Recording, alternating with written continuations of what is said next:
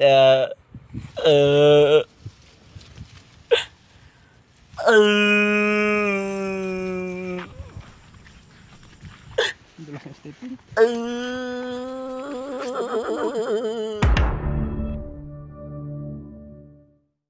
So, kamusta po mga kalagalag? Welcome po sa aming channel. Ngayong araw guys, magigik tayo ng palay.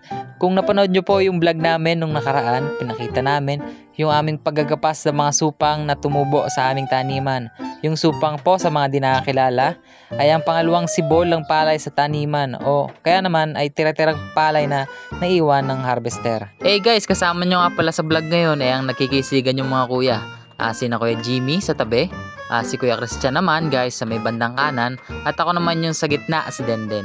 So ito guys, may nilatag tayo dito na tarapal na gagawin nating dance floor. Pwede tayong mag TikTok dito habang nagigiik. So guys, ang goal po natin is matanggal yung palay sa dayami sa pamamagitan ng ating mga paa. Kukuskus po o sa ibang sabi, kikiskisin natin yung mga paa natin sa palay para sila maghiwalay.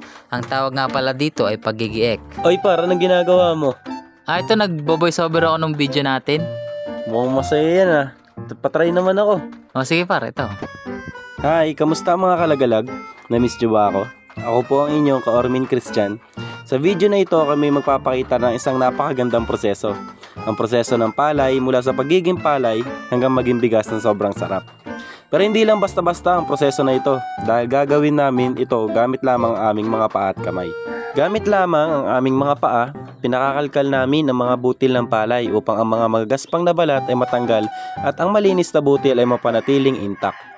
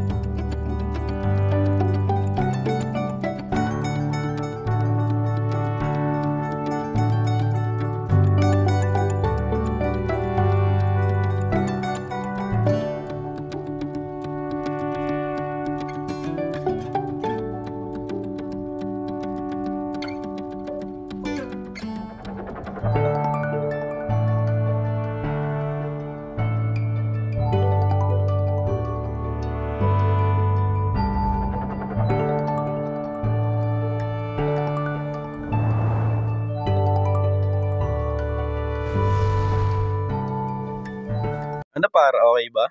Ayos par, maganda. Tuloy ko na to Susunod na gagawin namin ay ang pagpapakawala ng palay sa hangin. Ito ang proseso na patuloy namin ginagawa upang masigurado na ang bawat kutsara ng bigas na makakain nyo ay dekalidad at mapuno ng sustansya. Matapos ang mga hakbang na ito, mararanasan nyo kung gaano kasarap ang aming bigas na gawa sa pamamagitan ng mano-manong pagproseso. It's truly a labor of love, ika nga. Ngayon, ang sariwang bigas ay handa na para sa inyo. May natutunan na naman kayong bagong kaalaman kung paano ginagawa ang bigas sa mano-manong proseso. Kung nag-enjoy kayo sa video na ito, huwag kalimutang mag-like, mag-subscribe at mag-comment para sa mga karagdagang videos tulad nito.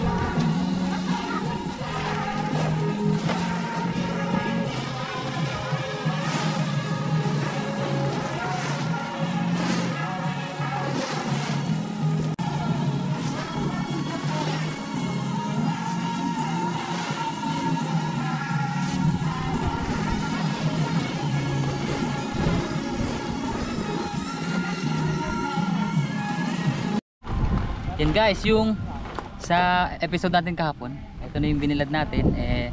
Tuyo na po siya, lilikumin na natin, lalagyan natin sa sako. Yung pinanggalingan po nitong mga palay na to, yung hinigiik namin, yung pinapaan ng mga palay. Yung ganun, no? Tapos yan, tuyo na siya. Tara, samahan niyo ako.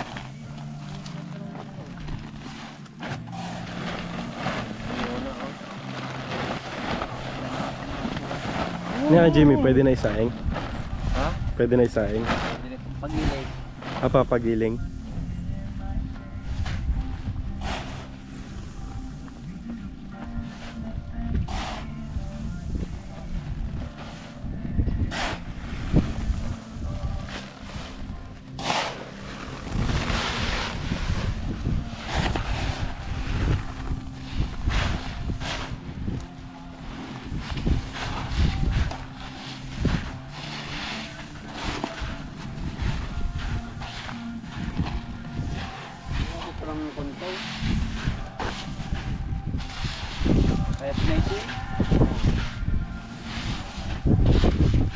Tuyo na kaya to?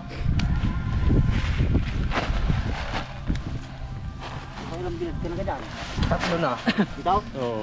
Matigas na ikaw. Matigas na to, no? Siyempre testingin pa rin natin kung matigas nga talaga. Tikman natin kung malutong na.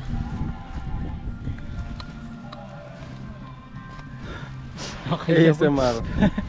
Malutong na. Oh. Unang kagat na hiwalay na sa ano, sa ipa yung bigas. Diba? Tinig mo? Damihan mo nga. Ang dadayan ka. Para mancher.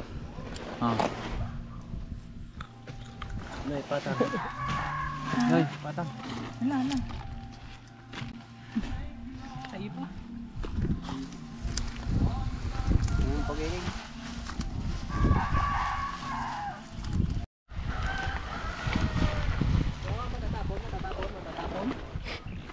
Oo, matatapon nga din eh.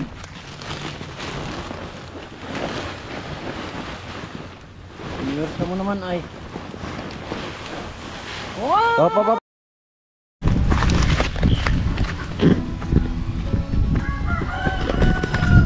Iniwan na nila ako guys.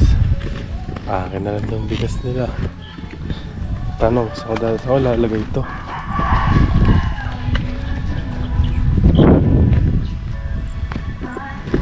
Okay then.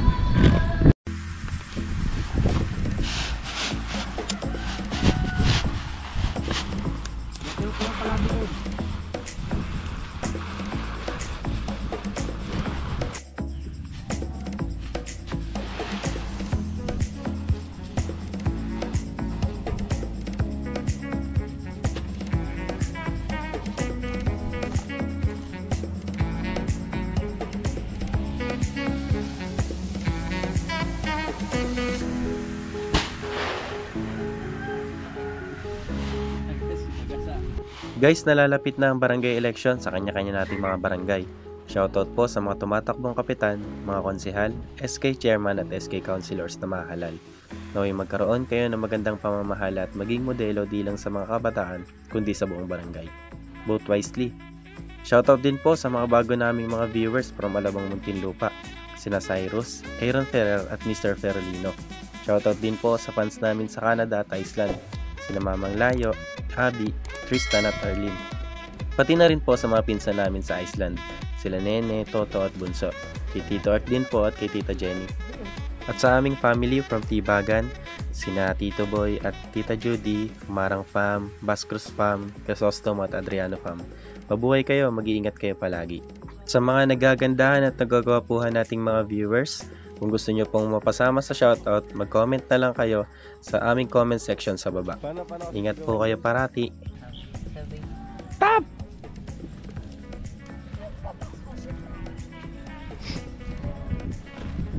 Sabi na din. Baka babae!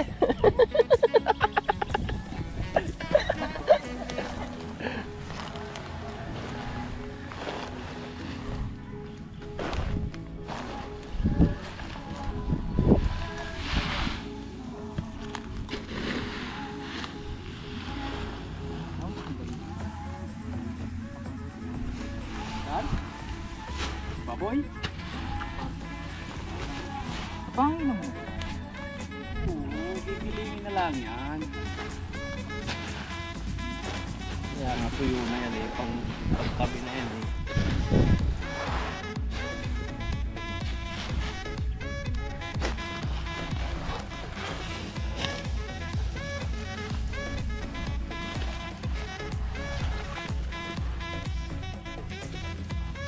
Bisuay pa yan.